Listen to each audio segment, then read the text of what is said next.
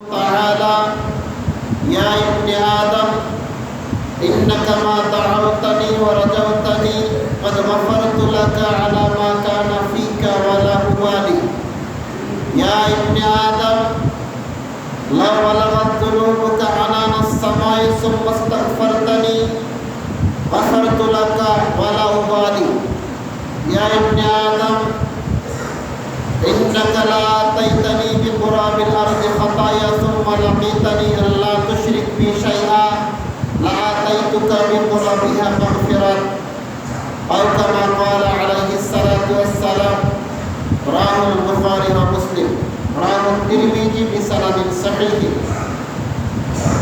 সম্মানিত উপস্থিতি, প্রশংসা আল্লাহর জন্য। সবাই পড়ি আলহামদুলিল্লাহি রাব্বিল আলামিন। দরুদ এবং সালাম বিশ্বনবী মুহাম্মদুর রাসূলুল্লাহ সাল্লাল্লাহু তাআলা আলাইহি ওয়াসাল্লামের প্রতি। জুমার খুতবার আজকের সংক্ষিপ্ত সময়ের আলোচনার বিষয় আল্লাহর দয়া এবং ভালোবাসা। এই বিষয়টা আমার অত্যন্ত প্রিয় একটা বিষয়। এই বিষয়ে আমি কথা বলতে খুব ভালোবাসি। এই বিষয়ে কথা বলতে আমার খুব ভালো লাগে, কারণ এই বিষয়টা যখন আমি আপনাদের সামনে উপস্থাপন করি আমার মনে হয় যে আল্লাহ এত ভালোবাসা আমাদেরকে, আল্লাহ কি আমাদেরকে শাস্তি দিবেন? মনে একটা আশা আসে যে পাপ যতই করি না কেন আল্লাহর ভালোবাসা, আল্লাহর দয়ার মাধ্যমে ক্ষমা পাব। যার কারণে এই বিষয়টা আমার কাছে অত্যন্ত প্রিয় একটা বিষয়। আল্লাহ রাব্বুল আলামিন যে আপনাকে আমাকে কত ভালোবাসেন, আর তিনি যে আপনাকে আমাকে কত রকম ভাবে ক্ষমা করার জন্য প্রস্তুত হয়ে বসে আছেন, এটা আপনি আমি কল্পনা করতে পারেন। আল্লাহর ভালোবাসা, আল্লাহর দয়া বুঝানো, প্রপারলি বুঝানোর মতো ক্ষমতা আমার নাই। আপনি একটা জিনিস চিন্তা করে দেখেন, ফেরাউন নাম শুনেছেন না? ফেরাউনের ও কি ভালো ছিল? ফেরাউন কি ভালো ছিল? ভালো ছিল না। তো কাফের, একেবারে বড় মাপের কাফের। ওই ফেরাউনের মতো একজন কাফের যে আল্লাহকে মানেই না, আল্লাহকে তো মানে না বরং নিজেকে আল্লাহ দাবি করে। ফেরাউন বলছে আনা রাব্বুকুমুল আলা, আমি রব, আমি বড় রব, আমার চাইতে রব আছে বলে আমি এটা জানি না। ফেরাউন বলছে যে আমি ছাড়া রব আছে এটা আমি জানি না, এটা আমি মানি না। আনা রাব্বুকুমুল আলা, আমি তোমাদের রব, আমি তোমাদের প্রভু। ফেরাউন বলেছে এই কথা। এরকম একজন মানুষকে হেদায়েত দেওয়ার জন্য আল্লাহ রাব্বুল আলামিন একজন নবীকে পাঠিয়ে দিলেন। কাকে পাঠালেন? হযরত মূসা আলাইহিস সালামকে। হযরত মূসাকে পাঠালেন শুধু ফেরাউনকে হেদায়েত করার জন্য। আর আল্লাহ যখন মূসাকে ফেরাউনের কাছে পাঠালেন তখন মূসাকে শিক্ষা দিলেন, মূসা শুনো, ফেরাউনের সাথে নরম ভাষায় কথা বলুন, রাগ করে কর্কশ ভাষায় কথা বলিও না। কারণ এমনও হতে পারে তোমার ভাষা শুনে, তোমার রাগ দেখে ফেরাউন আমাকে মানলই না। তার সাথে নরম ভাষায় কথা বলো, তার সাথে নরম ভাষায় বিনয়ের সাথে কথা বলো। যে মানুষটা আল্লাহকে মানেইনি, নিজেকে আল্লাহ দাবি করেছে, ওরকম একটা মানুষকে ক্ষমা করার জন্য, ওরকম একটা মানুষকে হেদায়েত করার জন্য আল্লাহ রাব্বুল আলামিন মূসা আলাইহিস সালামের মতো একজন নবীকে পাঠিয়ে দিলেন। আপনি আল্লাহকে আর কিভাবে চিনতে চাচ্ছেন বলেন? আল্লাহ চায় নাই ফেরাউন জাহান্নামে যাক, আল্লাহ চায় নাই এই নমরুদ জাহান্নামে যাক। নমরুদকে হেদায়েত করার জন্য ইব্রাহিম আলাইহিস সালামকে পাঠিয়ে দিলেন। কওমে লূত হেদায়েত করার জন্য লূত আলাইহিস সালামকে পাঠিয়ে দিলেন। সামুদ জাতিকে হেদায়েত করার জন্য সালেহ আলাইহিস সালামকে পাঠিয়ে দিলেন। মক্কার বড় বড় কাফের আবু লাহাব, আবু জাহাল, উতবা, সাইবা এরকম বড় বড় কাফেরদেরকে হেদায়েত করার জন্য তাদের পরিবারের থেকেই হযরত মুহাম্মদ রাসূলুল্লাহ সাল্লাল্লাহু আলাইহি ওয়াসাল্লামকে পাঠিয়ে দিলেন। তার মানে আল্লাহ চায় না যে তারা জাহান্নামে যায়, এটা আল্লাহর ভালোবাসা। অথচ তারা কিন্তু আল্লাহকে মানে না, তারা আল্লাহকে মানেই না। আল্লাহ রাব্বুল আলামিন তাদেরকে হেদায়েত করার জন্য, তাদেরকে জাহান্নাম থেকে সরিয়ে দেওয়ার জন্য নবী রাসূলকে পাঠিয়ে দিলেন। আপনি জানেন আল্লাহ রাব্বুল আলামিন আপনাকে আমাকে ক্ষমা করার জন্য ওসিলা খুঁজে বেড়ান। আল্লাহ ওসিলা খুঁজে বেড়ান যে এই বান্দাটাকে আমাকে মাফ করতে হলে যে কোনো একটা ওসিলায় আল্লাহ আপনাকে আমাকে মাফ করে দিবেন, যে কোনো একটা ওসিলা। এরকম ওসিলা আল্লাহ খুঁজে বেড়ান। আপনি আমি জীবনযাপন করছি, এমন একটা কাজ করে বসলাম, আপনি আমি জানি না যে আমাদের এই কাজটার বিনিময়ে আল্লাহ আমার জীবনের সব গুনাহ মাফ করে দিয়েছে, জানতেই পারলাম। যার কারণে পাপ করেছেন, গুনাহ করেছেন, এটা মনে রাখবেন, আল্লাহ আমাকে ক্ষমা করবেন। আল্লাহ রাব্বুল আলামিনের 99টা নাম আছে। সহিহ মুসলিমের হাদিস, রাসূল সাল্লাল্লাহু আলাইহি ওয়াসাল্লাম বলেছেন আল্লাহ রাব্বুল আলামিনের 99টা নাম আছে। যে ব্যক্তি এই নামগুলো মুখস্থ রাখতে পারবে, ওই অনুযায়ী আমল করতে পারবে, আল্লাহ রাব্বুল আলামিন তাকে জান্নাত দান করবেন। সুবহানাল্লাহ। তা আল্লাহর এই 99টা নামের মধ্যে রহমান আছে, রহিম আছে, গফুর আছে, গফফার আছে, কাহ্হার আছে, ওয়াহ্হাব আছে, বিভিন্ন নাম আছে। এই নামগুলোকে যদি আমরা প্রপারভাবে ইউটিলাইজ করি, প্রপারভাবে থিঙ্ক করি, চিন্তা করি, তাহলে আপনি দেখবেন এই নামগুলোর দুইটা দিক। একটা দিক হচ্ছে আল্লাহর দয়া, আর একটা দিক হচ্ছে আল্লাহর রাগ, আল্লাহর ক্রোধ। সহিহ বুখারীর হাদিস, আবু হুরায়রা রাদিয়াল্লাহু তাআলা আনহু বলেন রাসূল সাল্লাল্লাহু আলাইহি ওয়াসাল্লাম বলেছেন আল্লাহ রাব্বুল আলামিন যখন এই পৃথিবী সৃষ্টি করলেন, মানুষ সৃষ্টি করলেন, জিন সৃষ্টি করলেন, সমস্ত পশু প্রাণী সব কিছু সৃষ্টি করলেন, সৃষ্টি করার পরে আল্লাহ রাব্বুল আলামিন এবার তার রাগ এবং তার দয়া, এই দুইটা জিনিসকে সৃষ্টি করলেন। এবার আল্লাহ বলছেন যে আমার দয়া আমার রাগের উপরে বিজয় লাভ করেছে। মানে কিরকম? মনে করেন দুইজন লোক একটা প্রতিযোগিতা করছে।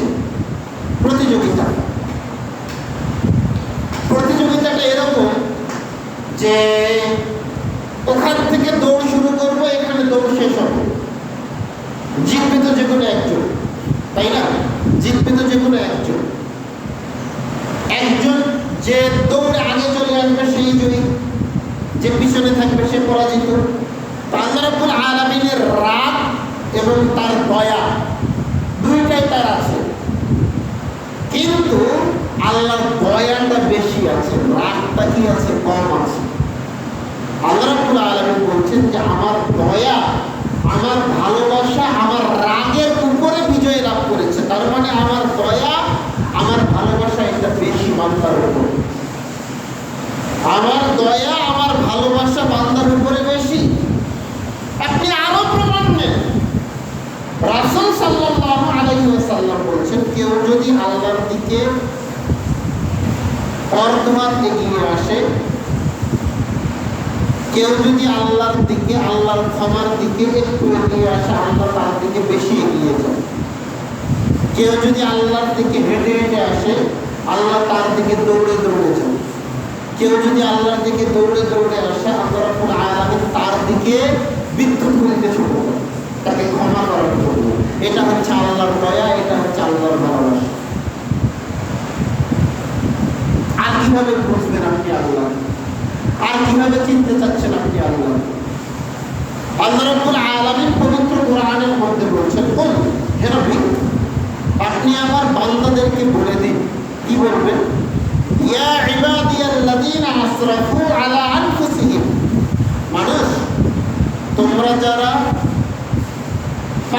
করেছো, গুনাহ করেছো, অপরাধ করেছো, লা তাকনাতু মির রাহমাতিল্লাহ, আল্লাহর দয়া আল্লাহর রহমত থেকে নিরাশ হইও না। মানে কখনো এটা মনে করিও না যে আমি পাপ বেশি করে ফেলেছি, আল্লাহ আমাকে ক্ষমা করবে না। কখনো এটা মনে করিও না। লা তাকনাতু মির রাহমাতিল্লাহ, আল্লাহর রহমত থেকে আল্লাহর দয়া থেকে নিরাশ হইও না। ইন্নাল্লাহা ইয়াগফিরুয যুনুবা জামিআ, আল্লাহ তোমার সকল পাপ ক্ষমা করতে পারে, আল্লাহ তোমার সকল পাপ ক্ষমা করতে সক্ষম। ইন্নাহু হুয়াল গফুরুর রহিম, আল্লাহ ক্ষমাশীল, আল্লাহ দয়ালু। দুইটা গুণের কথা বলা হয়েছে আয়াতের শেষ অংশে। আল্লাহর দয়া আছে, আল্লাহর ক্ষমা আছে, আল্লাহর দয়া আছে। এবার আপনাকে আমি একটু বুঝাই যে আল্লাহর দয়া আর আল্লাহর ক্ষমা এই দুইটা কিরকম, একটু ভালো করে খেয়াল করো। আল্লাহর ক্ষমাটা কিরকম এটা তো বুঝতেই পারছি, যেটা আল্লাহ একটু আগেই বললেন যে ইন্নাল্লাহা ইয়াগফিরুয যুনুবা জামিআ, আল্লাহ তোমার সকল পাপ ক্ষমা করতে পারে। এই যে আল্লাহর ক্ষমা, আপনি কত পাপ করেছেন, কতটুকু পাপ আছে আপনার? আচ্ছা, আপনি কি ফেরাউনের চাইতে বেশি পাপী?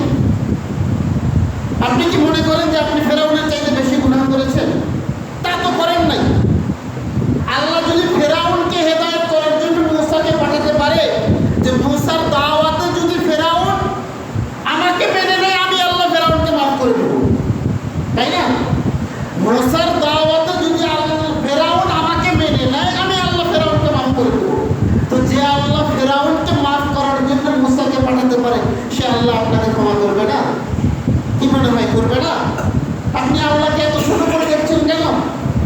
আল্লাহর বিষয়ে আপনার ধারণাটা এত ছোট কেন? আল্লাহ বলছেন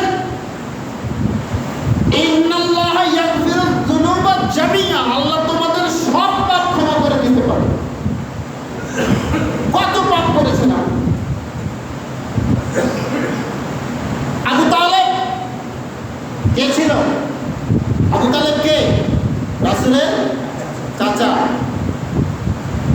মুসলমান ছিল? মুসলমান হয়েছিল? হয় নাই। মৃত্যুর আগে আল্লাহ রাসূল বলছেন, চাচা একবার খালি বলেন, আশহাদু আল্লা ইলাহা ইল্লাল্লাহ ওয়া আশহাদু আন্না মুহাম্মাদান আবদুহু ওয়া রাসূলুহু। একবার বলেন, আমি আপনার এই একটা কথা নিয়েই আল্লাহর সাথে আমি আপনার ব্যাপারে সুপারিশ করব, এই একটা কথা নিয়ে। কিন্তু সেই সুযোগ সে পায়নি।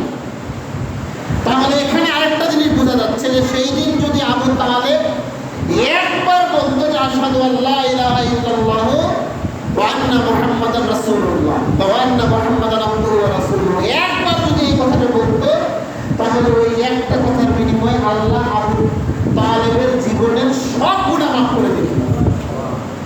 এটা হাদিস থেকে বোঝা যাচ্ছে।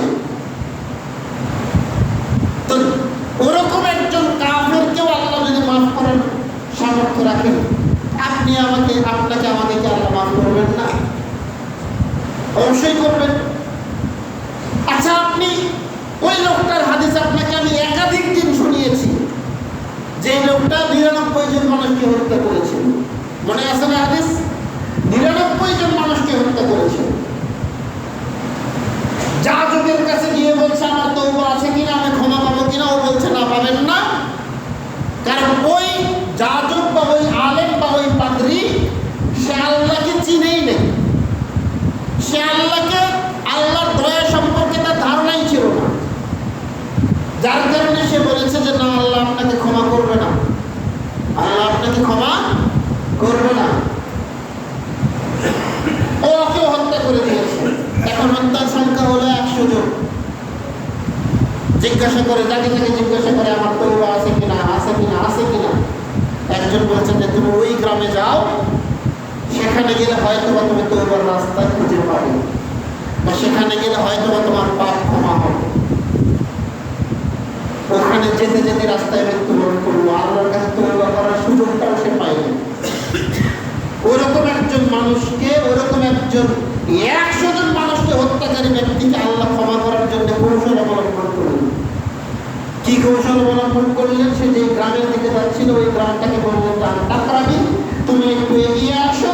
আর যে গ্রাম থেকে বের হয়ে গিয়েছিল, ওই গ্রামটাকে বললেন তাকরাবি, তুমি একটু দূরে সরে যাও। জান্নাতের ফেরেশতা জাহান্নামের ফেরেশতা সেখানে তর্ক করছে। জান্নাতের ফেরেশতা বলছে লোকটাকে আমরা জান্নাতে নিয়ে যাবো, জাহান্নামের ফেরেশতা বলছে আমরা জাহান্নামে নিয়ে যাবো। আল্লাহ বলছে এই থামো, ঝগড়া থামাও, ফাকিসু বাইনাহুমা, মাপো, ওজন করে দেখো, মেপে দেখো, যে গ্রামটা কাছে হবে, সে যে গ্রামের দিকে যাচ্ছিল, ওই গ্রামটা যদি কাছে হয় তাহলে লোকটাকে জান্নাতে নিয়ে যাবে। আর যে গ্রামটা থেকে বের হয়ে গিয়েছিল, ওই গ্রামটা যদি কাছে হয় তাহলে ওকে জাহান্নামে নিয়ে যাবে। তো মেপে দেখা গেল সে যে গ্রামের দিকে যাচ্ছিল, ওই গ্রামটা কাছে আছে। এই লোকটা কি কাছে গিয়েছিল? যেতে পেরেছিল? এই লোকটা তো যেতে পারে নাই। আল্লাহ ওই গ্রামটাকে বললেন তুমি আগিয়ে আসো। আপনি আল্লাহকে আর কিভাবে চিনতে চাচ্ছেন? আল্লাহর দয়া, আল্লাহর ভালোবাসাকে আর কিভাবে আপনাকে আমি বোঝাবো বলো? আর কিভাবে বোঝাবো? আর কিভাবে আপনাকে আমি বোঝালে আপনি বুঝতে পারবেন যে আল্লাহ এত দয়াশীল? একজন মানুষ যে 100 জনকে হত্যা করেছে, এখনো বলে নাই যে আল্লাহ আমাকে মাফ করে দাও। এখনো বলে নাই আল্লাহ আমি 100 জন মানুষকে হত্যা করেছি, আল্লাহ আমি ভুল করেছি, আমাকে ক্ষমা করে দাও। শুধু রাস্তা খুঁজেছে, রাস্তা। ওরকম একজন মানুষকে ক্ষমা করার জন্য, জান্নাতে যাওয়ার জন্য আল্লাহ কৌশল অবলম্বন করলেন। কৌশল, যে কৌশলে তাকে মাফ করা যাবে, যে কৌশলে তাকে ক্ষমা করা যাবে, আল্লাহ ওরকম একটা কৌশল অবলম্বন করলে তাকে জান্নাতে দিয়ে দিলেন। ওরকম একটা কৌশল অবলম্বন করে তাকে জান্নাতে পাঠিয়ে দিলেন। আর আপনি আমি তো প্রত্যেক নামাজের শেষেই আসসালামু আলাইকুম ওয়া রাহমাতুল্লাহ, আসসালামু আলাইকুম ওয়া রাহমাতুল্লাহ, আল্লাহু আকবার, আস্তাগফিরুল্লাহ, আস্তাগফিরুল্লাহ, আস্তাগফিরুল্লাহ। প্রত্যেক নামাজের শেষে তো 3 বার করে আস্তাগফিরুল্লাহ পড়ছি না? যদি আমি সুন্নতগুলো বাদে দিই, যদি শুধু ফরজগুলো ধরি, তাহলে ফজরে 3 বার, জোহরে 3 বার, আসরে 3 বার, মাগরিবে 3 বার, এশায় 3 বার, 3 5 15 বার আস্তাগফিরুল্লাহ এমনি পড়ছি। সুন্নতগুলো বাদে দিলাম। আর আস্তাগফিরুল্লাহ মানে আল্লাহ আমাকে তুমি ক্ষমা করো। আল্লাহ আমাদেরকে ক্ষমা করবে না? করবে তো। আপনি এই চিন্তা করেন যে হ্যাঁ আল্লাহ আমাকে ক্ষমা করবেন। আল্লাহ বলছেন লা তাকনাতু মির রাহমাতিল্লাহ, তোমরা আল্লাহর রহমত, আল্লাহর দয়া থেকে নিরাশ হইও না। এই চিন্তা কখনো করিও না যে আমি এত গুনাহ করেছি, আল্লাহ আমাকে মাফ করবেন। কি করেছেন? কি পাপ আছে আপনার? জেনা করেছেন? এই জেনা করেছেন? জেনাকারী একজন ব্যক্তি আল্লাহ রাসূলকে এসে বলছে, আল্লাহ রাসূল তাহীর নিয়ে আমাকে পবিত্র করেন। আল্লাহ রাসূল বললেন বাড়ি যাও, আল্লাহর কাছে ক্ষমা চাও, তওবা করো, আল্লাহ মাফ করে দিবে। আল্লাহ রাসূল বললেন না যে তুমি কি পাপ করেছো, কেন তোমাকে পবিত্র করবে। তার মানে বোঝা যাচ্ছে যে ওই লোকটা যদি বাড়িতে গিয়ে ক্ষমা চায়, আল্লাহর কাছে তওবা করে, ক্ষমা করার মালিক কে? ক্ষমা করার মালিক কে? আল্লাহ। ওই লোক বুঝলো না, আবার বলছে আল্লাহ রাসূল তাহীর নেই, আমাকে মাফ করে, আমাকে পবিত্র করে। আল্লাহ রাসূল বললেন বাড়িতে যাও, তওবা করো, আল্লাহর কাছে ক্ষমা চাও, আল্লাহ মাফ করে দেবেন। ওই লোক বুঝলো না, আবার বলছে আল্লাহ রাসূল তাহীর নিয়ে আমাকে পবিত্র করেন। আল্লাহ রাসূল একই কথা বললেন, ইরজিউ ইলা বাইতিকা, বাড়িতে ফিরে যাও, আস্তাগফিরুল্লাহ, আল্লাহর কাছে ক্ষমা চাও, ওয়া আতুবু ইলাইহি, আল্লাহর কাছে তওবা করো, তোমাকে ক্ষমা করার মালিক আল্লাহ। আল্লাহ রাসূল তখনও বললেন না যে কেন তোমাকে আমি পবিত্র করব। লোকটা তখনও বুঝলো না, মায়ের ইবনে মালিক নাম। লোকটা আবার বলছে আল্লাহ রাসূল তাহীর নিয়ে আমাকে পবিত্র করেন। আল্লাহ রাসূল বলছেন আমি কি চলুন, এই তুমি কি পাগল? আল্লাহ রাসূল বললেন এই তুমি কি পাগল? লোকটা কি পাগল? ওকে আমি বলছি বাড়িতে যাও, আল্লাহর কাছে তওবা করো, আল্লাহর কাছে ক্ষমা চাও, আল্লাহ তোমাকে মাফ করবে। তো বুঝতেই পারছেন না আমার কথা? তুমি কি পাগল নাকি? সবাই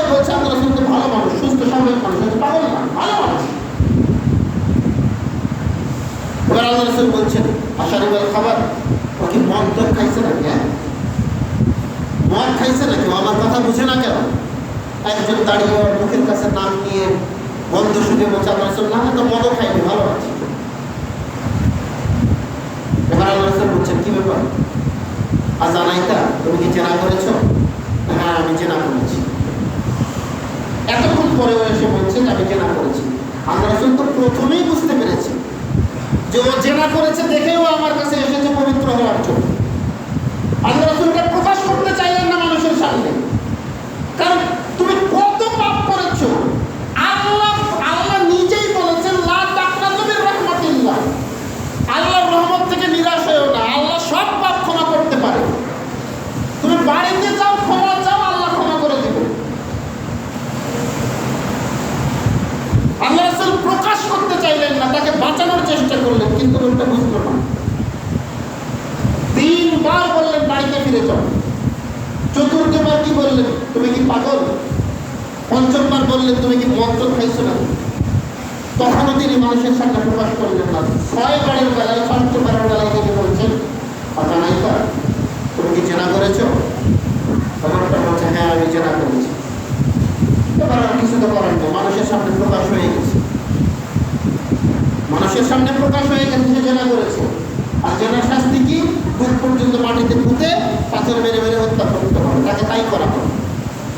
দীর্ঘদিন পর ওই লোকটা একজনের বাড়িতে কাজ করত, তার নাম ছিল হুজ্জাল।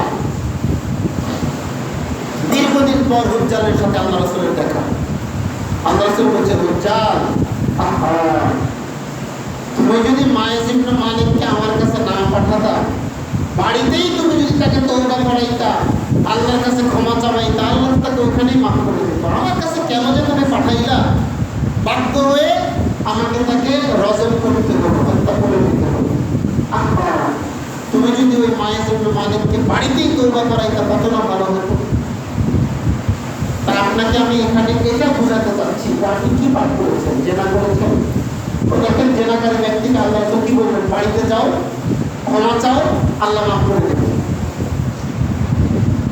বাড়িতে যাও, ক্ষমা চাও, আল্লাহ মাফ করে দিবে। আয়েশা রাদিয়াল্লাহু তাআলা আনহার উপরে যখন জেনার অপবাদ দেওয়া হয়েছিল, তিনি জেনা করেছেন কি করেন নাই এটা পরের চিন্তা। আল্লাহ রাসূল আয়েশাকে বলছেন আয়েশা তুমি যদি জেনা করে থাকো তাহলে বলো আমি জেনা করেছি এবং আল্লাহর কাছে মাফ চাও, আল্লাহ তোমাকে মাফ করে দেবে। যদিও আয়েশা রাদিয়াল্লাহু তাআলা আনহা জেনা করেন নাই, যেটা গত জুমায় আপনাদেরকে আমি বলেছিলাম, মনে আছে কিনা আপনাদের জানি না। আয়েশা রাদিয়াল্লাহু তাআলা আনহা জেনা করেন নাই, এটা আল্লাহ রাব্বুল আলামিন সূরা নূরের 1 থেকে 18 নম্বর আয়াতের মধ্যে এই ঘটনাগুলো বলে দিয়েছেন। আল্লাহ রাসূল আয়েশাকে বলছিলেন যে আয়েশা তুমি যদি জেনা করে থাকো বলো তুমি জেনা করেছো এবং আল্লাহর কাছে ক্ষমা চাও, আল্লাহ তোমাকে মাফ করে দিবে। কি পাপ করেছিলাম দেখেন, জেনার মতো বড় পাপ আল্লাহ ক্ষমা করে দিতে পারে। জেনার মতো বড় পাপ আল্লাহ রাব্বুল আলামিন কি করতে পারে? ক্ষমা করতে পারে। কি পাপ করেছেন? কত গুনাহ। আল্লাহ বলছেন লা তাকনাতু মির রাহমাতিল্লাহ, আল্লাহর দয়া, আল্লাহর রহমত থেকে তোমরা নিরাশ হয়ো না। তো বলছিলাম আল্লাহ রাব্বুল আলামিন 2টা গুণের কথা বললেন, ইন্নাহু হুয়াল গাফুরুর রহিম, আল্লাহ ক্ষমাশীল। এই যে আল্লাহ ক্ষমা দেখেন, আল্লাহ ক্ষমা দেখেন। আনাস ইবনে মালিক রাদিয়াল্লাহু তাআলা আনহু বলেন রাসূল সাল্লাল্লাহু আলাইহি ওয়াসাল্লাম বলেন আল্লাহ রাব্বুল আলামিন বলছেন হাদিসে কুদসি, কি বলছেন? ইয়া ইবনে আদম, হে আদমের ছেলে মেয়ে মানুষ তোমরা শুনো, লা তাই ইন্নাকা মা দাআউতানি, তুমি যদি আমার নিকটে দোয়া করো, আমার নিকটে চাও, ওয়া রাজাউতানি, এবং ক্ষমার আশা করো যে হ্যাঁ আমি ক্ষমা পাবো, ক্ষমার আশা করো এবং এই আশা নিয়ে যদি তুমি আমার কাছে দোয়া করো। শর্ত দেওয়া হয়েছে, কিন্তু কি শর্ত? শুধু দোয়া করলে হবে না, আপনার মধ্যে এই চিন্তা থাকতে হবে যে হ্যাঁ আমার দোয়ার মাধ্যমে আল্লাহ রাব্বুল আলামিন আমাকে কি করবেন? ক্ষমা করবেন, মাফ করবেন। এই আশা, এই আকাঙ্ক্ষা আপনার মধ্যে থাকতে হবে। আল্লাহ বলছেন ইন্নাকা মা দাআউতানি ওয়া রাজাউতানি, তুমি যদি আমার নিকটে দোয়া করো এবং ক্ষমা পাওয়ার আশা করো, কাদ গাফারতু লাকা আলা মা কানা ফিকা, তোমার যত পাপ আছে আল্লাহ, আমি আল্লাহ তোমার সব পাপ ক্ষমা করে দিতে পারো। ওয়ালা উবাদি, আমি পরোয়া করি না তুমি কত পাপ করেছো, কত পাপ আছে তোমার, কত পাপ আছে তোমার। আমি আল্লাহ পাপ দেখি না, আমি আল্লাহ পাপ দেখি না, আমি তোমার ক্ষমাটা দেখি, আমি তোমার দোয়াটা দেখি। কত পাপ করেছেন? আপনার পাপ কি আকাশ পর্যন্ত থেকে গেছে? কি মনে করেছেন যে আমার পাপ গোটা দুনিয়ার চাইতে আমার পাপ বেশি হয়ে গেছে, এটা আপনি মনে করছেন? আপনি হতাশ, আপনি হতাশায় ভুগছেন যে আমার পাপ গোটা দুনিয়ার চাইতে বেশি হয়ে গেছে, আপনি হতাশায় ভুগছেন।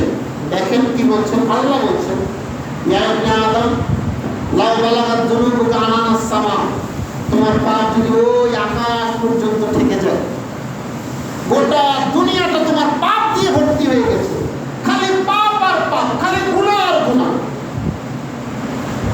সুম্মাস্তাগফারতানি, এরপরেও যদি তুমি আমার কাছে ক্ষমা চাও, কাদ গাফারতু লাকা, আমি আল্লাহ তোমাকে ক্ষমা করব। ওয়ালা উবালি, আমি পরোয়া করি না তুমি কত পাপ করেছো।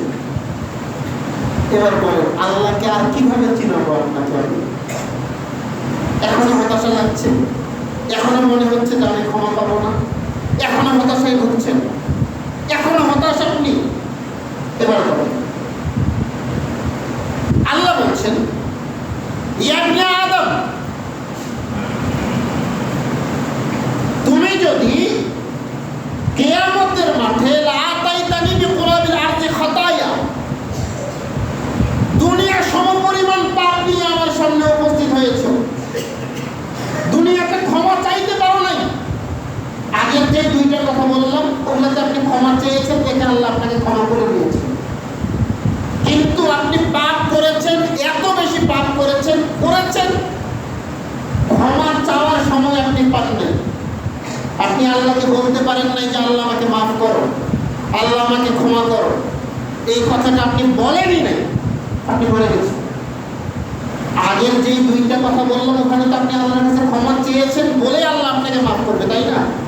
কিন্তু তৃতীয় কথায় আল্লাহ রাসূল বলছেন যে, আল্লাহ বলছেন যে তুমি যদি আমার নিকটে আকাশ জমিন সমপরিমাণ পাপ নিয়ে উপস্থিত হও, তার মানে ক্ষমা চাইতে পারো নাই,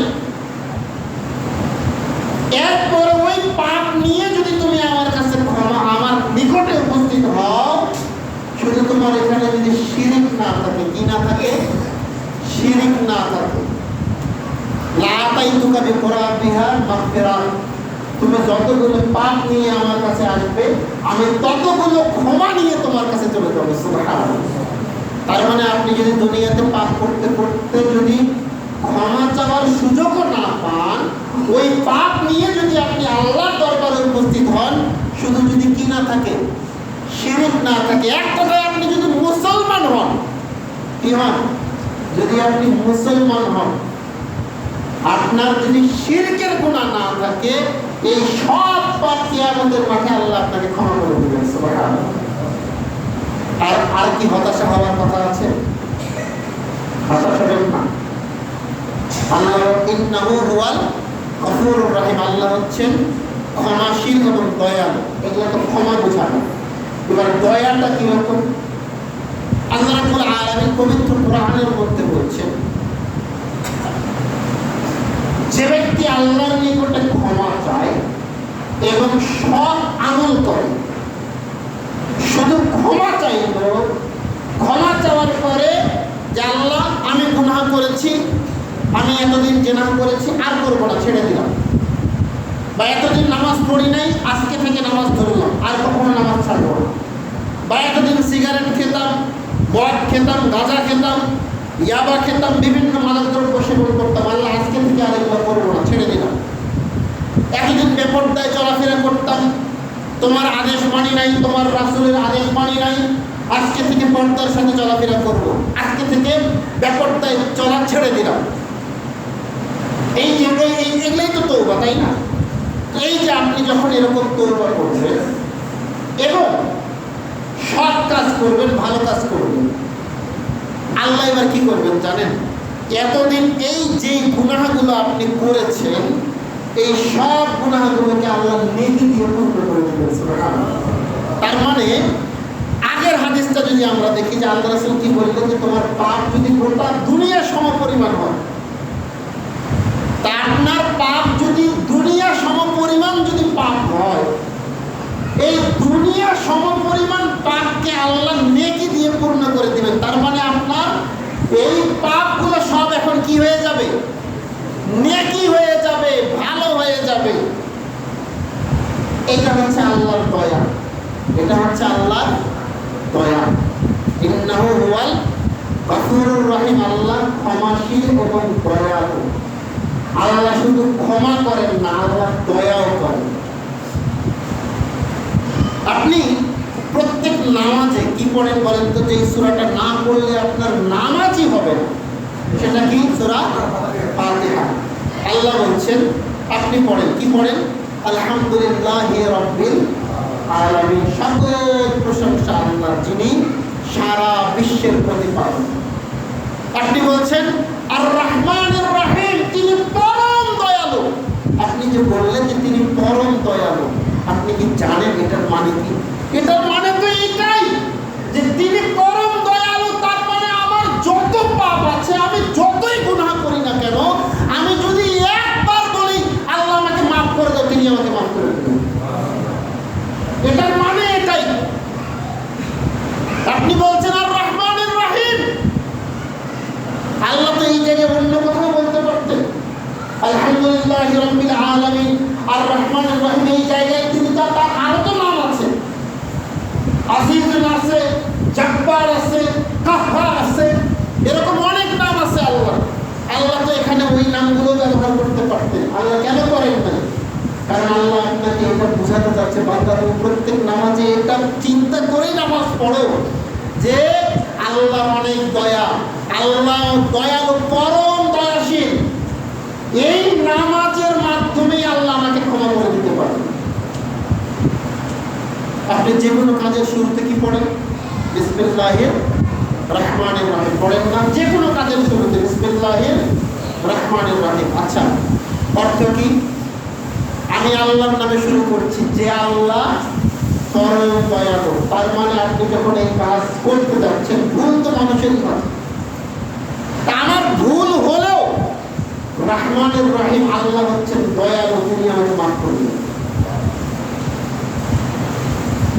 আল্লাহ দয়ালু, আল্লাহর অনেক দয়া। আমার কাজে যদি ভুল হয়েও যায়, আমার কাজটা যদি ভুল হয়, তবুও আল্লাহ আমাকে কি করবেন?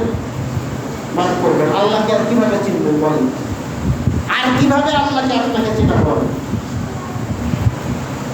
আল্লাহ রাব্বুল আলামিন আপনাকে আমাকে ক্ষমা করার জন্য বসে আছে। এই শুনেন, ইবলিস শয়তান ভালো না খারাপ? আপনাকে আমাকে পাপ কাজ করিয়ে নেয় কে? ইবলিস করিয়ে নেয় না? যখন আল্লাহ রাব্বুল আলামিন ফেরেশতাদেরকে বললেন ফাসাজাদু, আদমকে সিজদা করো, উসজুদু লি আদম, আদমকে সিজদা করো। ফাসাজাদু, সবাই সিজদা করলো, একজন করলো না, এটা ইবলিস। আবার স্বীকার করলো না, আমি তো এত সিজদা করবো না। খালাকতানি মিন নারি ওয়া খালাকতাহু মিন তিন, ওকে বানিয়েছেন মাটি দিয়ে, আমাকে বানিয়েছেন আগুন দিয়ে। আমার শক্তি, আমার ক্ষমতা বেশি, আমি তো ওকে সিজদা করবো না। যখন সে আল্লাহকে অস্বীকার করলো, আল্লাহর আদেশ মানতে অস্বীকার করলো, আল্লাহ রাব্বুল আলামিন ইবলিসকে বলছেন বের হয়ে যাও, তুমি আজকে থেকে তুমি বিতাড়িত। রাজীব, ওইখান থেকেই রাজীব শব্দ এসেছে। ইবলিস এখন বলছে আল্লাহ এতদিন তোমার ইবাদত করেছি, আমি কিছু চাইলে দিবে না? আল্লাহ সবার দোয়াই তো কবুল করবেন, ইবলিসের দোয়া কবুল করবেন না কেন? করেছেন তো আল্লাহ ইবলিসের দোয়া কবুল। ইবলিস বলল যে আমাকে কিয়ামত পর্যন্ত সময় দিতে হবে, আমি মরবো না, কিয়ামত পর্যন্ত বেঁচে থাকবো। আল্লাহ বলেন ঠিক আছে, দিলাম, যাও।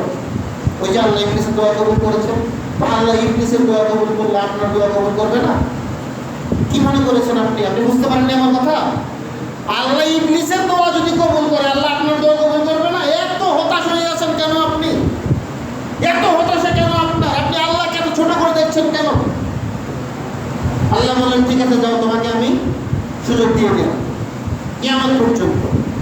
এবার ইবলিস বলছে, আল্লাহ আমি কি করবো জানো? আমি এই হাদিসে এসেছে, সহিহ মুসলিমে এসেছে, বুখারীতেও এসেছে। ইবলিস বলছে যে আমি তোমার এবং তোমার বান্দাদের মাঝখানে বসে থাকবো। তোমার বান্দা তোমার দিকে আসবে, আমি ওই রাস্তায় বসে থাকবো, তাদেরকে আমি লাগুয়াই করবো, আমি তাদেরকে পথভ্রষ্ট করব। আমি বান্দাকে তোমার রাস্তায় সহজে আসতে দেব না, আমি তাদেরকে পথভ্রষ্ট করব। এটা আল্লাহকে চ্যালেঞ্জ করলো ইবলিস। তো আল্লাহ কি তার চ্যালেঞ্জটা এমনি এমনি ছেড়ে দিয়েছেন? কি মনে হয়? এই হাদিস আপনি জানেন কিনা আমি জানি না, না জানলে আজকে জেনে নেন। আল্লাহ এবার ইবলিসকে বলছে, ইবলিস শোনো, দেখেন সুবহানাল্লাহ, আল্লাহর দয়া পাবে। আল্লাহ বলছে, ইবলিস শোনো, তুমি আমার বান্দাদেরকে পথভ্রষ্ট করবে, করো। আর আমার বান্দা যতবার আমার কাছে ক্ষমা চাইবে, আমি আল্লাহ আমার বান্দাকে ততবার ক্ষমা করবো। আল্লাহ ইবলিসকে চ্যালেঞ্জ করলেন, এবার কি করবে? তুমি আমার বান্দাদেরকে খারাপ কাজে নিয়ে যাবে তো যাও, কি করবে? আমার বান্দাদেরকে দিয়ে পাপ করাবে তো আচ্ছা করাও, করুক। আমার বান্দা পাপ করবে, করুক। আমার বান্দাদেরকে দিয়ে তুমি পাপ করিয়ে নিবে তো করাও, কোনো সমস্যা নেই, করাও।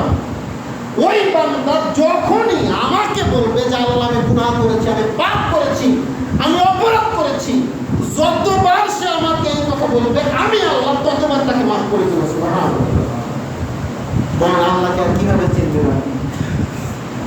আল্লাহকে আর কিভাবে চিনবেন আপনি? আল্লাহ আপনাকে ক্ষমা করার জন্য বসে আছে, আল্লাহ আপনাকে মাফ করার জন্য বসে আছে। আপনি আল্লাহকে আর কিভাবে চিনবেন? আল্লাহর দয়া, আল্লাহর ভালোবাসা আপনাকে আর কিভাবে বোঝাবো?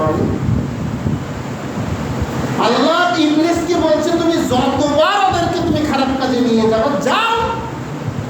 ওরা যতবার আমার কাছে ক্ষমা চাইবে, আমি আল্লাহ ততবার ক্ষমা করবো। ও যদি মরার আগে একবার বলে যে আল্লাহ আমাকে মাফ করে দাও, ওই একবার ওই কথা বললে আমি তাকে মাফ করি। কি মনে হয় পাপ থেকে ক্ষমা পাবো না? অবশ্যই পাবো।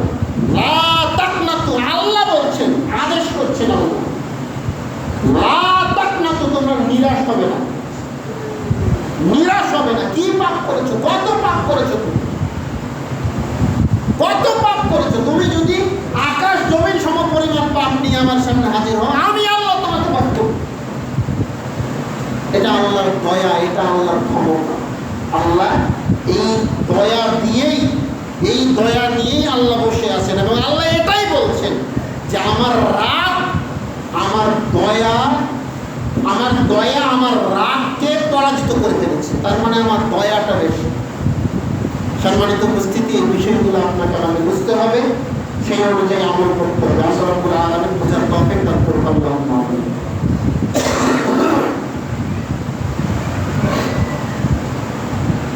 আলহামদুলিল্লাহ ওয়াহদা, ওয়াসসালাতু ওয়াসসালামু আলা মান লা নাবিয়্যা বা'দা। আল্লাহ রাব্বুল আলামিন মানুষকে ক্ষমা করার জন্য ওসিলা খুঁজে বেড়ান।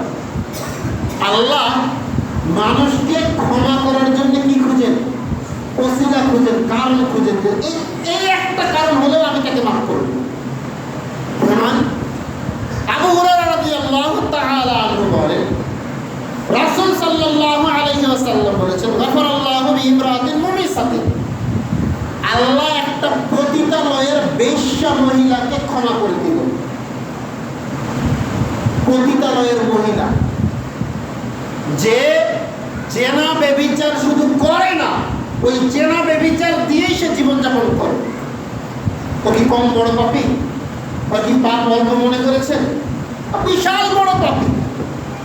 তা আল্লাহ ওই পতিতালয়ের ওই পতিতা মহিলাকে ক্ষমা করলেন। কিভাবে ক্ষমা করলেন? ওই মহিলাটা যখন জেনা করে বাড়িতে ফিরছিল, বাড়িতে ফেরার সময় সে একটা কুয়ার পাশ দিয়ে যেতে যেতে দেখলো যে কুয়ার পাশে একটা কুকুর বসে আছে, একটা কুকুর বসে আছে। আর ওই কুকুরটা এত পিপাসার্ত, এত তৃষ্ণার্ত, এত পানির পিপাসা যে জিহ্বাটা বের করে হাঁপাচ্ছে। তো ওই মহিলাটা এখন কি করলো? তার পায়ের মোজাটা খুললো, চামড়ার মোজা, আর ওড়নাটা খুললো। ওই মোজাটা ওড়নাটার সাথে বেঁধে কুয়ার মধ্যে নামিয়ে দিল, পানি তুললো, তোলার পরে কুকুরটাকে পানি পান করানো। রাসূল সাল্লাল্লাহু আলাইহি ওয়াসাল্লাম বললেন যে ওই কুকুরটাকে পানি পান করানোর বিনিময়ে আল্লাহ রাব্বুল আলামিন ওই পতিতালয়ের ওই পতিতা মহিলাটাকে, ওই খারাপ মহিলাটার জীবনের যত পাপ ছিল সব পাপ ক্ষমা করে দিলেন। সুবহানাল্লাহ। একটা ওসিলা আল্লাহ খুঁজে পেলেন, একটা ওসিলা ক্ষমা করার জন্য। কি সেই ওসিলা? যে ও কি করেছে? কুকুরকে পানি পান করিয়েছে, ওই পানি পান করানোর বিনিময়ে আল্লাহকে মাফ করে দিলেন। চিন্তা করে দেখছেন আল্লাহ আপনাকে আমাকে কত ভালোবাসেন। ওই জন্য তো শুরুতে বললাম যে আপনি আমি হয়তো এমন এমন কিছু কাজ করে ফেলেছি আপনি আমি জানি না, দেখেন ওই কাজের বিনিময়ে আল্লাহ আপনাকে আমাকে ক্ষমা করে দিয়েছে, আপনি আমি বুঝতে পারলেন। আল্লাহ মানুষকে ক্ষমা করার জন্য কতগুলো রাস্তা রেখেছেন। দেখেন আল্লাহ রাসূল সাল্লাল্লাহু আলাইহি ওয়াসাল্লাম বলছেন আল জামাআতু ইলাল জামাআহ, একটা জামাত থেকে শেষ করে আরেকটা জামাত। ফজর শেষ করেছেন, বাড়িতে গেছেন, জোহর পড়তে এসেছেন। এই জোহর পড়ার কারণে ফজর এবং জোহরের মাঝখানে যা পাপ হয়েছে এই জোহর পড়ার কারণে সব ক্ষমা হয়ে গেল। আবার জোহর পড়ে বাড়িতে চলে গেলেন, গুনাহ করেছেন, পাপ করেছেন, আসরের আজান হয়েছে, আবার আসরের নামাজ পড়তে এসেছেন। এই আসর পড়তে আসার কারণে জোহর থেকে আসর পর্যন্ত যা পাপ করেছেন সব ক্ষমা হয়। একই রকম ভাবে এক ওয়াক্ত থেকে আরেক ওয়াক্ত, এক ওয়াক্ত থেকে আরেক ওয়াক্ত এরকম চলতে থাকবে। তার মানে আপনার পাপ আর পাপ থাকবে না, ওটা কি হয়ে যাবে? ক্ষমা হয়ে যাবে। একই রকম ভাবে এক জুমা থেকে আরেক জুমা, গত জুমার নামাজ পড়ে বাড়িতে গেছেন, মাঝখানে 7টা দিন 6টা দিন কেটে গেছে, আজকে আবার জুমার নামাজ পড়তে এসেছেন। এই যে মাঝখানে যে 7 দিন আপনি যে গুনাহগুলো করেছেন, আজকে জুমার নামাজ পড়ার কারণে এই 7 দিনের গুনাহ আল্লাহ মাফ করে দিবেন। সুবহানাল্লাহ। রমাজান ইলা রমাজান, এক রমাজান থেকে আরেক রমাজান। এই যে রমাজান মাস চলে গেছে, এখন যদি সামনে রমাজান মাস পর্যন্ত বেঁচে থাকেন তাহলে এই রমাজানে রোজা রাখলেন, আবার সামনে রমাজানে রোজা রাখবেন, এই 2 রমজানের মাঝখানে যত পাপ করেছেন সব পাপ ক্ষমা হয়ে যাবে। আল্লাহ এই রাস্তাগুলো তৈরি করে রেখেছেন আপনার আমার জন্য, মরণ আর কি লাগবে। আর কিভাবে আপনি আল্লাহকে বুঝবেন? জান্নাত আপনার আমার জন্যই তৈরি। 2টা কাজে নিশ্চিত জান্নাত, একেবারে নিশ্চিত। জানতে চান ওই 2টা কাজ কি? 2টা কাজে নিশ্চিত জান্নাত, নিশ্চিত। একটা হচ্ছে আল্লাহর রাস্তায় জীবন দেওয়া, আল্লাহর রাস্তায় জীবন দেওয়া। এই যে যারা আল্লাহর রাস্তায় ইসলামের জন্য যারা যুদ্ধ করছে এবং ওই যুদ্ধে যদি মৃত্যুবরণ করে শহীদ হয়ে যায় তাহলে ওই জীবন দেওয়ার বিনিময় হচ্ছে জান্নাত। ও আল্লাহকে জীবন দিল, আল্লাহকে কি দিবেন? জান্নাত দিবেন। ও আল্লাহকে জীবন দিবে, আল্লাহকে কি দিবেন? জান্নাত দিবেন, নিশ্চিত জান্নাত। আরেকটা কাজ যেটা নিশ্চিত জান্নাত, সেটা হচ্ছে আল্লাহ জান্নাত বিক্রি করবেন। কিনবেন? জান্নাত কিনবেন? জান্নাত কিনা যায়, আল্লাহ জান্নাত বিক্রি করবেন। এই যে হয় না জমি জায়গা বিক্রি হয় না, প্লট বিক্রি হয় না, ফ্ল্যাট বিক্রি হয় না, জমি জায়গা বিক্রি হয় না, এরকম আল্লাহ জান্নাত বিক্রি করবেন। আমার কথা না, কোরআনের কথা। আপনি কোরআন খুলে দেখেন, পাবেন এগুলো কথা। আল্লাহ জান্নাত বিক্রি করবেন। আল্লাহ বলছেন ইন্নাল্লাহা আশতারা মিনাল মুমিনিনা আমওয়ালাহুম ওয়া আনফুসাহুম বিআন্না লাহুমুল জান্নাহ। আল্লাহ রাব্বুল আলামিন মুমিনদের সাথে কেনা বেচা করেছেন। ইন্নাল্লাহা আশতারা, আল্লাহ কিনে নিয়েছেন, মিনাল মুমিনিনা, মুমিনদের কাছ থেকে, আমওয়ালাহুম ওয়া আনফুসাহুম, 2টা জিনিস। 1 তাদের সম্পদ, 2 তাদের জীবন। ওই যে বললাম না 2টা জিনিসে নিশ্চিত জান্নাত। একটা হলো সম্পদ আর একটা হলো জীবন।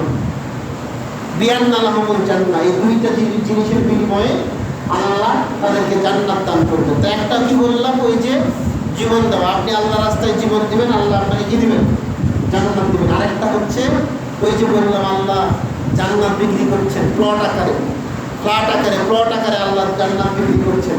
আপনি আল্লাহর রাস্তায় হালাল টাকা দান করবেন, ওইটার বিনিময়ে আপনি আল্লাহর কাছ থেকে জান্নাত কিনে নিয়েছেন। আমার কথা না, এটা কোরআনের কথা, হাদিসের কথা। এটা কোরআনের কথা, হাদিসের কথা। জান্নাত কিনে নেন, পকেটে টাকা আছে, জান্নাত কিনে নেন। রাসূল সাল্লাল্লাহু আলাইহি ওয়াসাল্লাম বলেছেন, ইত্তাকুন নার ওয়ালাউ বিশিক্কি তামারাতিন। আল্লাহর রাস্তায় একটা খেজুরের টুকরা দান করা হলেও তোমরা জান্নাত যাও, জাহান্নাম থেকে বাঁচো। তার মানে জান্নাত কেনার জন্য আপনার কোটি কোটি টাকা লাগবে না। আপনার সাধ্য অনুযায়ী, সামর্থ্য অনুযায়ী, আপনার সাধ্য সামর্থ্য অনুযায়ী আপনি আল্লাহর রাস্তায় হালাল টাকা যতটুকুই দান করেন না কেন, ওইটার বিনিময়ে আল্লাহ আপনার কাছে জান্নাত বিক্রি করে দিয়েছে। জান্নাত কেনা বেচা হয়। আপনার তো টাকা অনেক, টাকার গরম দরকার, আলহামদুলিল্লাহ আপনার টাকা থাকা ভালো, ওই টাকাটাকে ব্যবহার করতে পারেন। জান্নাত বিক্রি হচ্ছে। Offer unlimited, offer unlimited. কতদিন এই অফার চলবে? কিয়ামত পর্যন্ত এই অফার চলবে। আপনি আপনার সাধ্য অনুযায়ী দান করেন, সাদকা করেন, আর কি করেন?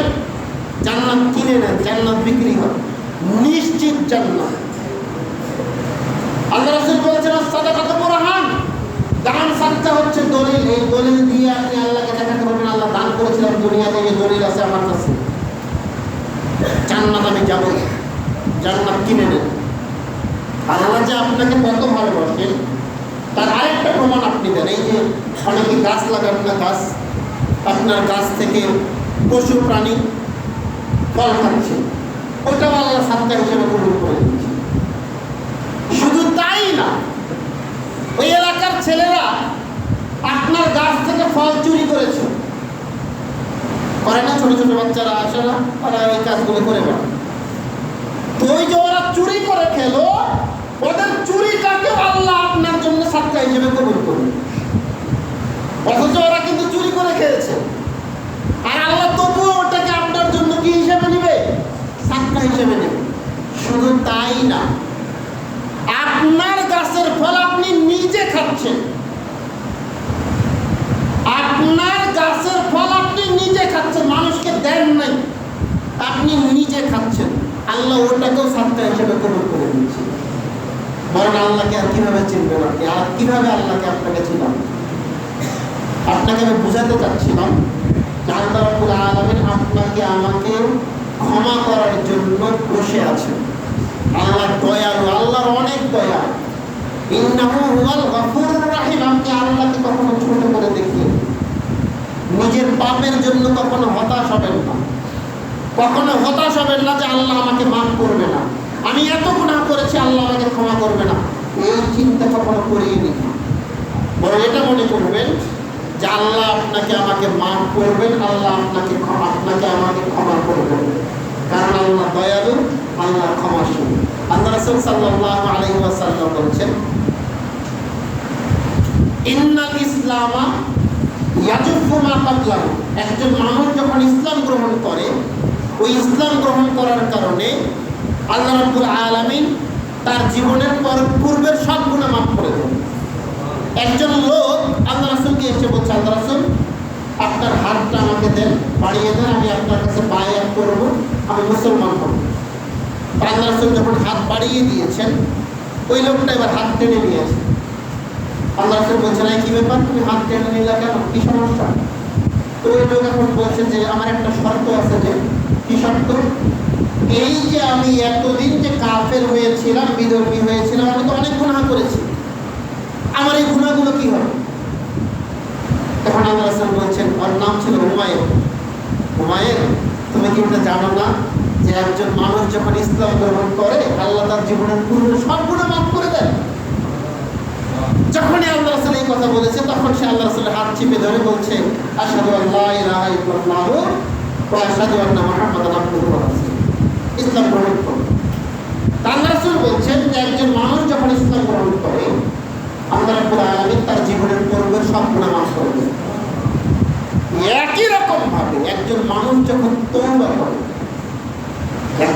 যখন তওবা করে, এই তওবা করার কারণে আল্লাহ রাব্বুল আলামিন তার জীবনের পূর্বের সব গুনাহ মাফ করে দেন। সুবহানাল্লাহ।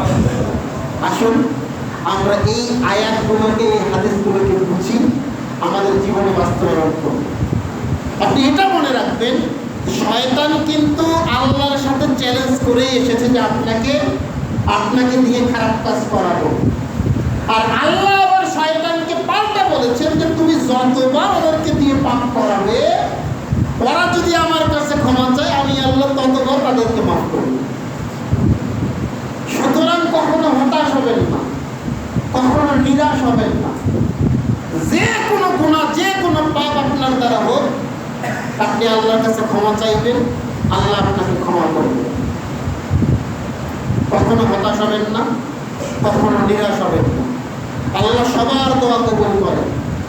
আল্লাহ মুসলমানের দোয়া তো কবুল করেন, কাফেরদের দোয়াও কবুল করেন। প্রমাণ নেবেন? একটু সময় নিচ্ছে, 5 মিনিট, কিছু মনে করিয়ে। যখন রাসূলের দাদা আব্দুল মুত্তালিব, তাই না, আব্দুল মুত্তালিব যখন ছিল কাবা ঘরের খাদেম, তখন আব্রাহা নামক একজন বাদশাহ তার দলবল নিয়ে কাবা ঘর দখল করতে এসেছিল। তো এরা কাবা ঘর দখল করতে এসে কি করলো, আব্দুল মুত্তালিবের 200টা উট নিয়ে চলে গেল। আব্দুল মুত্তালিবের 200টা উট নিয়ে চলে গেল। তো এবার আব্দুল মুত্তালিব একটা দূত পাঠালো যে আমি আব্রাহার সাথে কথা বলতে চাই। আব্রাহা বলছে ঠিক আছে, আসো। আব্দুল মুত্তালিব এবার গেছেন আব্রাহার কাছে। আব্রাহা এবার বলছে, বলেন কি সমস্যা আপনার সাথে আমার কোনো শত্রুতা নাই, আমি আপনাদেরকে কিচ্ছু করবো না, আমি শুধু ওই কাবা ঘরটাকে ধ্বংস করতে এসেছি। আব্রাহা বলছে এই কথা। তো আব্দুল মুত্তালিব বলছে যে আপনি কাবা ঘর ধ্বংস করবেন, করেন, আমি কিচ্ছু বলবো না। আপনি আমার যে 200টা উট নিয়েছেন ওগুলো আমাকে ফেরত দেন। তা আব্রাহা এবার বলছে, এটা আবার কেমন কথা? আমি ভাবলাম যে আপনি হচ্ছেন কাবা ঘরের খাদেম, আপনি হয়তো আমাকে বলবেন যে আপনি কাবা ঘরে আক্রমণ করিয়েন না, আপনি এখান থেকে চলে যান। তা আপনি ওটা না বলে আপনি এসেছেন আপনার উট নেওয়ার জন্য, এটা আবার কেমন কথা? তা আব্দুল মুত্তালিব বলছেন যে দেখেন, প্রত্যেকটা জিনিসের মালিক আছে, আর ওই মালিকের দায়িত্ব নিজ নিজ সম্পদ রক্ষা করা। আমি উটের মালিক, আমার উট আমি রক্ষা করব। কাবার মালিক আমি না, কাবার মালিক আল্লাহ। আল্লাহ ওনার ঘর রক্ষা করবে। আপনি আমার উট দেন, আমি আমার উট নিয়ে চলে যাচ্ছি। আপনি আমার উট দেন, আমি আমার উট নিয়ে চলে যাচ্ছি। আর ওই ঘরের মালিক হচ্ছে আল্লাহ। তিনি তার ঘর রক্ষা করবেন নাকি করবেন না, এটা আল্লাহর ব্যাপার। ওই ঘরের মালিক আমি না। আব্রাহা চিন্তা করছে, কোন মানুষ, কোন নাকি খাদেম, যেই ঘরের খাদেম ওই ঘর সম্পর্কে কোনো চিন্তাই নেই। তো এবার আব্রাহাকে ওই 200 উট দিয়ে দিল। ওই উট নিয়ে চলে গেল। যাওয়ার সময় কাবা ঘরের দরজার যে শিকল আছে, ওই শিকলটা নাড়াচ্ছে আর বলছে, কবিতা আকারে বলছে যে আল্লাহ, এই ঘরের মালিক তুমি, সুতরাং এই ঘরকে আল্লাহ তুমি রক্ষা করো। তো কাবা ঘরের দরজাটা শিকলটা নাড়াচ্ছে আর বলছে যে আল্লাহ, এই ঘরের মালিক তুমি, এই ঘর রক্ষা করার দায়িত্ব তোমার, এই ঘরটাকে তুমি রক্ষা করো, এটা আমি রক্ষা করতে পারবো না বলে ওর দলবল নিয়ে পাহাড়ে লুকিয়ে গেল। বাকি ঘটনা আমরা সবাই জানি। সূরা ফিল পড়ে দেখেন, আল্লাহ রাব্বুল আলামিন ওই আব্রাহাম বাহিনীকে একেবারে ধ্বংস করে দিয়েছিলেন, তাই না? তো আব্দুল মুত্তালিব মুসলমান ছিল না কাফের ছিল? কাফের ছিল। আল্লাহ তো কাফেরের দোয়া কবুল করলেন না। আপনি তো মুসলমান, আল্লাহ আপনার দোয়া কবুল করবে না? অবশ্যই করবে। আপনি হতাশ হচ্ছেন কেন? আপনি নিরাশ হচ্ছেন কেন? আল্লাহ অবশ্যই আপনাকে আমাকে ক্ষমা করবেন, আল্লাহ অবশ্যই আপনাকে আমাকে মাফ করবেন। খবরদার নিরাশ হবেন। পাপ আপনার আমার দ্বারাই হবে, গুনাহ আপনার আমার দ্বারাই হবে, কিন্তু এই পাপ নিয়ে, এই গুনাহ নিয়ে কখনো হতাশ হওয়া যাবে না।